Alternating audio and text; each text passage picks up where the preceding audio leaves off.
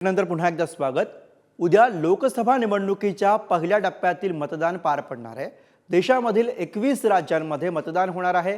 मतदार केंद्रावरती जोरदार तयारी सुरू आहे। मतदानासाठी आवश्यक साहित्य मतदान केंद्रावरती पाठवण्यात येत आहेत। मतदान केंद्रावरती चोख पोलीस सुरक्षा सुद्धा तैनात करण्यात आल्या आहेत। तसंच वृद्ध आणि दिव्यांग मतदारांसाठी सुद्धा मतदान केंद्रावरती विशेष सुविधा करण्यात आलेली आहे। महाराष्ट्र, मध्य प्रदेश, राजस्थान आणि मणिपूरसह आणखी काही राज्यांमध्ये उद्या पहिल्या टप्प्यामधील निवडणूक पार पडणार आहे आणि त्यासाठीची ही तयारी, त्यासाठीची ही लगबग सध्या आपल्याला बघायला मिळते।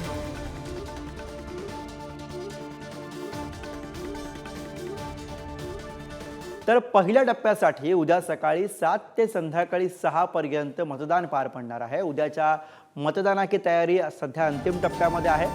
नागपूरमध्ये लोकसभा मतदारसंघात 61 संवेदनशील मतदान केंद्र आहेत, तर रामटेक लोकसभा मतदारसंघामध्ये 63 संवेदनशील मतदान केंद्र आहेत। नागपूर आणि रामटेक मतदारसंघामध्ये एकूण 4510 मतदान केंद्र आहेत। तर उद्या पहिल्या टप्प्यामधील मतदान पार पडणार आहे आणि महाराष्ट्रामधले 5 मतदारसंघ यामध्ये आहेत। तर उद्या सकाळी 7 वाजता मतदानाला सुरुवात होणार आहे। उद्या रामटेकमध्ये मतदान होत आहे, त्याचबरोबर नागपूरमध्ये मतदान होत आहे।